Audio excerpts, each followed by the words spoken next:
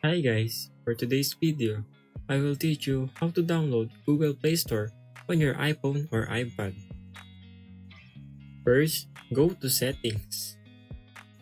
Then find General. Click the background app refresh. Make sure it's turned on. And once you're done, go to Settings again and find Battery.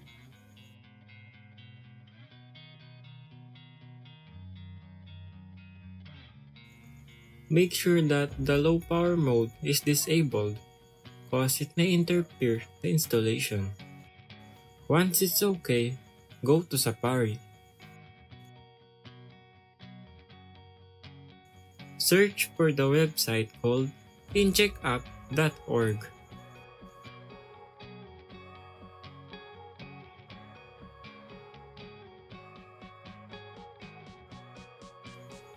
Then search Google.